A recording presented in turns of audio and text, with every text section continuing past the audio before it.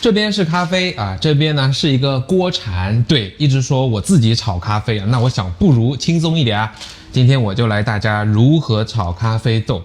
为什么要学呢？首先不难啊，家里的你看这些锅碗瓢盆就可以做这个事情。第二啊，我帮大家来算笔账啊，自己炒咖啡怎样省钱？你知道在饮料行业啊，尤其是咖啡啊，差不多它的食材成本和它售价要达到1:10的关系。就比如说你买一个10块钱的咖啡，那成本才1块钱。那你可能会想 ，OK， 它有各种耗材、人工、房租等等发生，那成本还要低啊，才几毛钱啊，那种咖啡好喝吗？啊，这里要讲一下，我这里讲的还是不是南洋咖啡，是精品咖啡，那也不是多么高大上啊，只不过是这样，这种咖啡豆啊，自己做成浅烘的，也不加奶不加糖的，我们就把它称之为叫第三波浪潮的精品咖啡，做一个声明。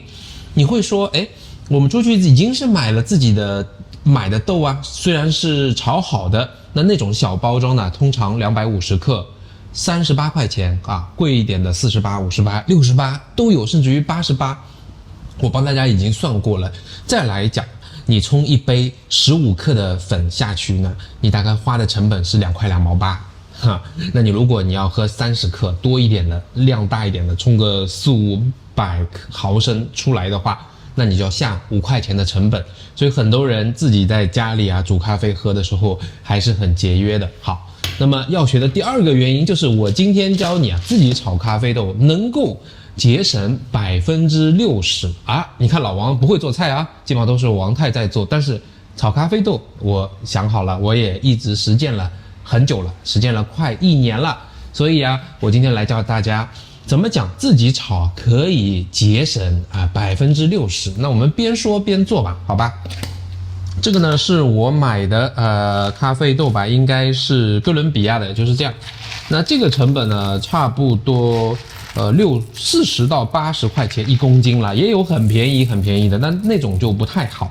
那我们就取中间的值，就当是60块钱呗。60块钱的话呢，我也帮大家有算过这个差不多是9毛钱15克的粉，所以你看9毛钱和2块2毛8比起来，就是节省了60%，就有这么多。对，这样来你喝一杯9毛钱，你如果喝大的30克的粉下去，冲个400-500毫升呢，就只有1块8，是不是很便宜？一天很多人是喝不了1块8的哦，我们就当一天是1块5。那么你一个月喝下来的成本也就是45块钱2个人90块钱，也就不过是跑个6-7次星巴克而已，2个人一个月的，每人一天2杯的量，很好吧？他要的东西也非常简单买来粉记住买 raw bean， 没有 roasted， 这样就好了我觉得什么都行各种豆大家都可以尝试一下，这里面文化就很多了。我今天把我剩余的全部炒了那么我正好上一批的已经全部用完了，它需要的东西也很简单，就像这样的网兜我们准备1到2个吧。我这里呢先拿了2个，等下讲是什么原因。然后呢，我们需要的锅子和锅铲，这就是用来炒的。对，我其实就是拿锅子来炒的当然每个人用不一样的东西有些人甚至于用那种专门的炒咖啡的那种网兜，拿着那个在火上转，然后让皮屑银屑可以落下来，那样也行。那我用锅子呢也可以，还有一些人是拿烤箱来着，就放在里面，然后翻转一下也行无论如何都可以。我们今天就是简单实用，怎么简单怎么来，我也不会教你什么称重失水了多少听几爆到什么程度，没有，我老王教你就是最简单的版本。好，来看我们拿到咖啡豆呢，把它放进去，我觉得我这一批品质还不是最好，所以稍微要挑拣一下，把那种完全发黑的那种坏的比较厉害的豆把它给挑走这样以免影响口感，或者有些已经发霉了，它这个味道确实是不行我们要把它给拿走的通常如果你的品质很好呢，是不用拿。所以有时候买咖啡豆就是碰运气你多尝试几家，多呢去不同的口味都去试一下，看看自己喜欢什么样的豆子，然后哪一家呢品质比较好，再来呢你再去看一看啊，这个你喜欢炒到什么样的温度啊？因为等一下我们会讲你想要什么样的口感啊。其实你知道吗？咖啡好坏70%是咖啡豆来着啊，咖啡豆以及它的炒制。你什么机器呀、什么工艺呀、什么转几圈啊，中心注水还是绕几圈啊，一次注水还是3刀流啊，差异都不会太大，那个是剩下的30%而已。我们首先拿好的豆子去炒到一个合适的温度比较重要啊。你可以尝试不同的温度。好，接下来就是火的艺术了。哟，这一批剩下的，感觉豆子的质量不是很好啊。我们稍微的挑拣一下，把它挑掉一些不好的豆子啊。最终炒完呢，大概会失水10%几吧啊，所以这个可能有一点点成本的损失啊，忽略不计。没有算计在我刚才，那就当100块钱吗？2个人吗？每人2杯，每天2杯啊，可以喝1个月，这个成本怎么样？省很多吧？很多人只知道父辈会炒啊，炒成搞的那种南洋咖啡，其实我们这个也是可以炒来着啊。稍微翻找一下，就是我一个人独霸厨房的每周的很美妙的时刻。其实我也很享受，有时候放一些音乐啊，或者听听播客啊，是很好的一个 me time， 没有人可以打搅你。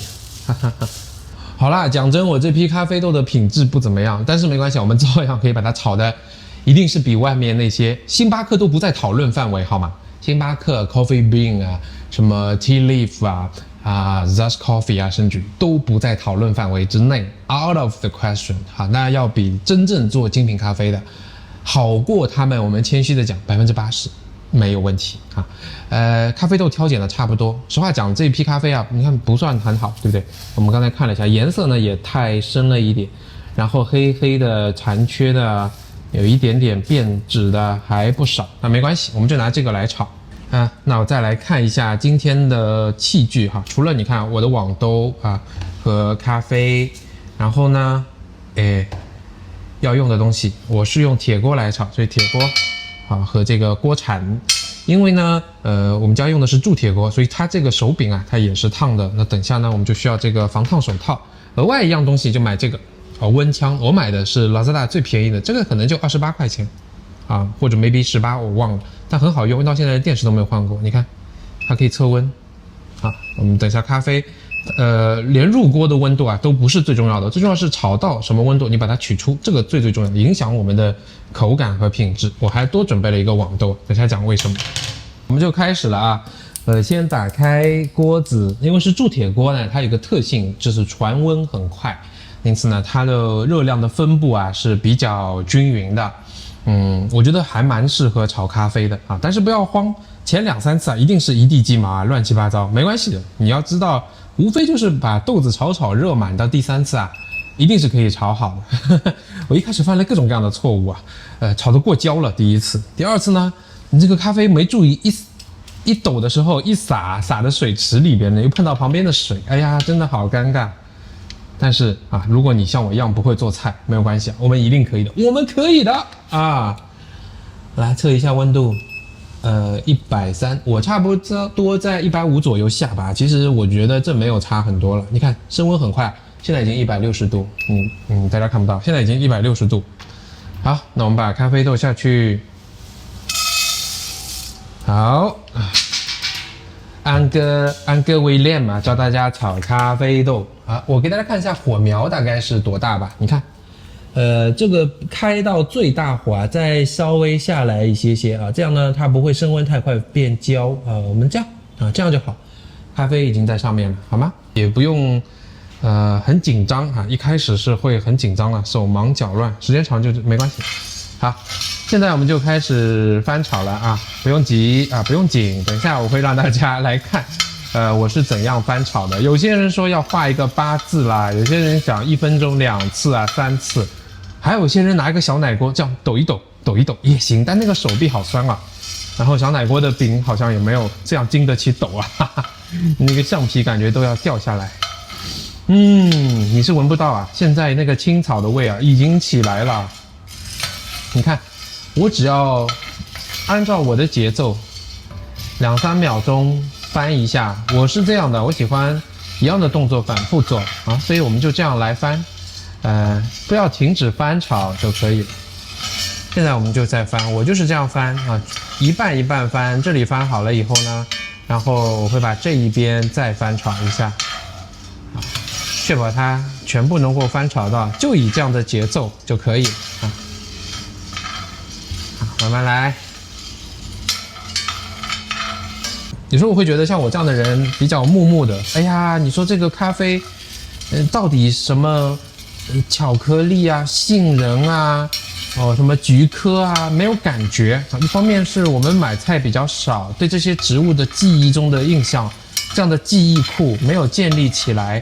另外一方面呢，实际上我们缺乏这个经验，看到咖啡啊，从头开始，从青草味慢慢的演变出这些味道，因为它就在湿水的过程中啊产生爆裂，总共要产生2次啊爆裂。第一次呢是浅焙就成功了，很多水分流失，气压挤压出来，它会产生大概800种到2000种的芳香物质啊，是在炒制过程中产生的，所以你对这个味呢会有一个熟悉的过程，你看着它诞生。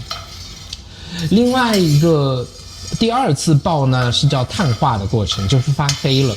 大家喝的星巴克的咖啡啊，还有像大部分的南洋咖啡炒到搞的呢。就是第2次的炒制，它的失水更严重了。这时候呢，它会碳化了，就发黑了，我们尽量不要那样哈，那样咖啡的滋味也不丰富，苦味比较重啊，除非你拿来做意式。好，现在说为什么我要拿2个网兜呢？一个呢，我会先拿出一批来，我会先拿一批，这样我大部分做浅焙的，平时就手冲就好。大家等下会看到我来冲一杯。第2呢，我还会做一个东西啊，今天有福啦，我教大家做另外一个冷萃咖啡。哎呀，那也是一个器具，很好用啊，就一个器具啊，可以起到帮你做冷萃啊。我家用了很多年了，那个呢就会把它炒得深一点，因为冷萃呢温度没有这么高，萃取的效率啊毕竟不是很高，所以我会把它炒得深一点。它对应呢就是不同的温度。我们先来看一下现在它的色泽大概是怎样。你看到吗？现在颜色是不是深一点？然后烟呢也开始冒起来了。等一下像这个边上的皮屑啊，它的银屑会更多的掉下来，没关系啊，就让它出来呗啊。如果你用那种翻转的就是旋转式的烤箱的话呢，它就会弄得到处都是，或者盖在小奶锅里也是。我就发现放在大的铸铁锅里啊非常好。这个也是我们要用网兜的原因，就放进去以后呢，会去过滤到大量的这些掉下来的碎屑。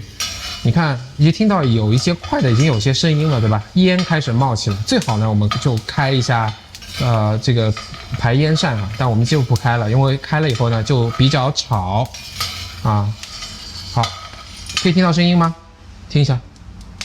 对，这就是它在湿水的过程中气体被挤压出来。那这时候我们开始观察温度啊，按照我的经验呢，现在的温度啊，通常来讲是可能只有130到150之间，应该还不是很高啊。我们来测一下，你就这样啊，就测一下。好，155度。好，这时候我们要小心的翻炒，可以稍微的加快一下速度哈，确保它不要炒焦了。有几粒黑啦，没关系啦。反正我们一直在翻炒，我们做事不要求100%的完美。有一句话叫完成比完美重要啊，尽量把它完成。这个叫1爆啊，1爆呢让它持续1分半左右了。有些人在1分半内会把它炒到他要的温度。好，我现在可以讲，出锅的温度可能在190这样了，190啦。那我呢差不多炒到195，对，195啊，190也行啊。所以我们紧密的炒，同时呢监控一下温度啊，不要慌，慢慢来啊。第3次左右就会熟悉了。老王这么笨也会炒啦，从来不会做菜，你一定会的了。你节省70%又能喝到好咖啡啊，一定可以的。看现在的颜色是不是变化了？变成有一点点咖啡色了，对不对？看到吗？有一些会更深一点，所以我们动作要再快一点啊，不要慌。我们可以把温度调低一点点。再测一下温度，现在可能要180几了，170，好，没问题，慢慢炒啊。不要过了哈。我们也仔细观察它的颜色，加紧一点，烟会越来越多，我们加紧啊。今天啊，因为我还在拍摄啊，所以炒坏了就不怪我，对不对？炒坏了就怪大家。嗯，没问题，不用紧，慢慢来。188，好，我想要再开小一点，因为我觉得它不够均匀啊，再炒一炒。看一下，哦，现在是小火啊 ，OK 的，没问题。其实即便你关上啊，它也有一些余温啊，也有一些温度的。香味这时候就出来了，就很像咖啡味。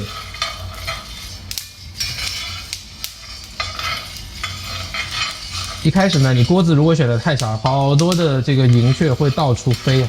不要急，炒完以后我们一定会慢慢的把台面、把桌子、把煤气灶啊都会处理一下啊，让这个锅铲在手中轻轻的飞舞，听着美妙的声音。享受这一刻嘛，对不对？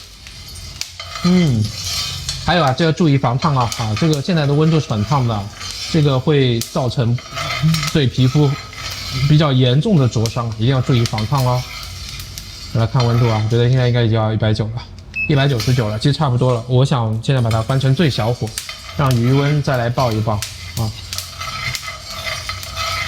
差不多了。啊，我们不要恋战。我先拿一批出来啊！我拿出来之后呢，让大家看一下，接下来的我会再炒。我刚刚说了要分2批啊，看，我尽量给大家看一下，我会拿2/3出来。OK 啊，这个放在这里就没问题了，让它慢慢弄。好，剩下的我会再，你看我还是用最小火也行，开大一点也行，我们炒到210左右吧，让它深一点啊。好，我拿过来给大家看吧。现在的颜色很美哦，这个完全是咖啡色，一定要给让大家看一下。看，现在很美了，应该是大家熟悉的咖啡了。啊，现在烟也冒了很多，我觉得这里面的温度集聚的是很高的。好，那我们把火关了吧，把火关了，用余温来炒。现在已经要超过200度了，我估计啊，我们来测一下。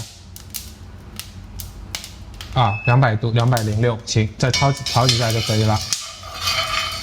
就这样简单哈，你没有看错啊，就这样简单啊。我不会教你说一定要几分钟，然后听到爆声以后再来几分钟，对吧？我不会完全炒到第2次整体的这个爆破2爆哈，那个我会觉得太生了，太苦。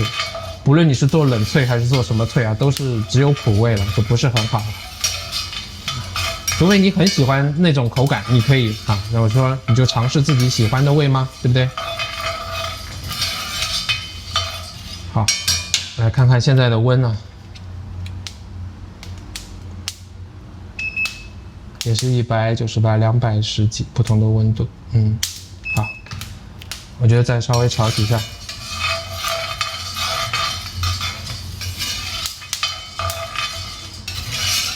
Beautiful， right？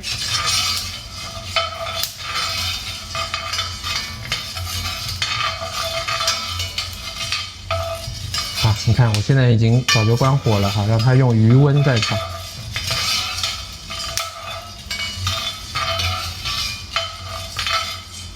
好，我今天决定收手了。我们最后测一下咖啡达到的温度，测这里。好，反而不是很高哈，200度多一些。行，我们把这些拿出来哈，一定要注意用这个防烫手套啊，不然会受伤。来，我们用防烫手套，你放在这个上面吧。OK， 没结束啊，接下来我们耐心的部分就是怎么把它给处理好啊。大概的过程啊，我来教大家一下。总之呢，你就在水斗上啊，就这样啊，不停的拿到新的锅里、新的漏斗里也行啊，然后把它交换一下，把里面的血呢都处理干净啊，就是这样啊。可能我还要再去拿一个网兜来才行。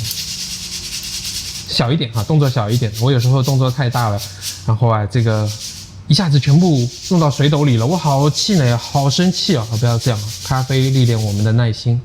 你看这一批啊，虽然也不是那么均匀，但是很美啊。啊，我们再看刚才浅焙的是不一样，是不是不一样？好，那么我们炒完的咖啡啊，就拿到一个透风的阴凉的地方，最好呢找一些大理石啊、铁板啊这样的。那我家也没有这样的条件，我就拿一个网兜、一个锅盖啊。我们呢，来把它赶快的冷却，这一步很重要啊，要尽快的冷却。啊，把它倒到这里，让它透透风啊。那在它冷却的过程中呢，你就可以去厨房间。再去厨房把咖啡把刚才各种各样的脏乱这个银屑咖啡掉出来的什么都去清理一下，台面、灶台、锅，再把它给清理一下就好了。你看前前后后花半个多小时，这个 me time 的时间，是不是也挺好？好，那在它冷却的过程中，我跟大家介绍一下。等下呢，我要做2种咖啡，一个是冷却要用到这样的一个东西，我非常喜欢啊。还有呢，就是会手冲一杯，那个我就不说话了，就冲给大家看。这个非常好用呢，是怎样讲啊？就它是由一系列的塑料和玻璃件组成的。你看它是 Haria， 就是 Hario， 是日本的一家很大做咖啡玻璃器皿的一家公司。那它的塑料件我觉得做的也很好。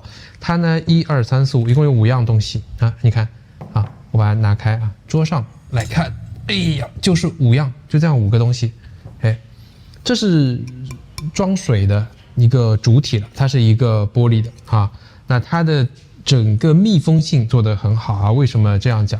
好，这里面有个内网，这个内网呢就是装咖啡。其实它基本的原理呢就是这个内网放在里边，然后呢放在冰箱里面让冷水把咖啡液给萃取出来。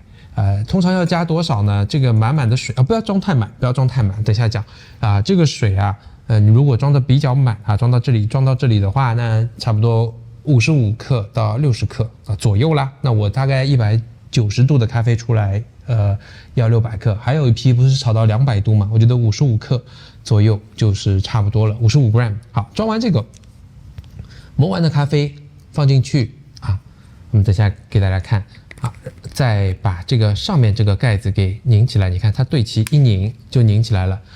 这上面也是有网的，所以它相当于我放在这个里面之后水会从4面8方进去，进来进行萃取。而且这个网非常细密你看上面有一些脏脏的，还很难洗我没有用神奇海绵不是那么好洗。它非常非常细，可以看到吗？它非常非常细，只有液体能够进出，咖啡连再细的粉末都进出不了它是这样的。好，这样放在里面上面有个高的地方也是透水的这个东西呢连着盖子的，你看盖子里面不是有个槽吗？我在盖子里面这样转一下，然后把它放进去以后呢，只要一压就好了一压就好了。而且这样的来讲，你看上面是软的，而且还要高起这个设计都是有道理的。再拿这个顶上的盖子把它盖起来，也是一压就好了。上面是密封的，就我这样放我这样放在冰箱里，放在这个雪橱里面，这个咖啡液是不会翻出来的，一点都不会。这个设计真的是非常好，因为它上面已经是防水了。好，那回头讲为什么要比较高起和刚才说水不要灌得太满，它应该有一条 max line 吧就是在这个位置就是你不要装太满，就咖啡在萃取的过程中还有气体会出来所以你打开的时候像打开那种香槟一样，打开的时候哇，那个很美妙，那个咖啡更加纯更加顺所以我会炒的再深一点，让它萃取效率再高一点，不然真的是很美。做给大家看一下，这里呢我已经称过了，大概是55克的粉我就少用一些这样节约一些了那个做冷萃的壶它的容量应该是1.1升或者是多少？我看一下，好像已经磨掉了。Never mind，100多年的品牌它是多少来着 ？OK，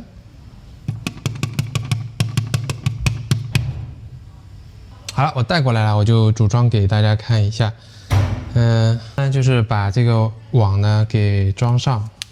然后呢，再把这个盖子给装上，其实很简单稍微转一下，然后把它这样一压，水灌到这里，我们来灌。现在已经灌好水了，我灌的可能还满了一点，超过这，因为拍视频的原因。那盖子盖紧，给它稍微转一转啊，然后随便你竖着、横着放到冰箱里都可以。要多久的时间呢？大概12小时以上就可以拿出来享用了。一次喝不完的没关系，我有时候我很偷懒。我喝掉1/3，再把它灌满，再喝1天，所以这样做一次，2个人可以喝上2天啊，是不是很顶，很耐用啊？好，接下来呢就不发声音了，手冲一杯给大家看。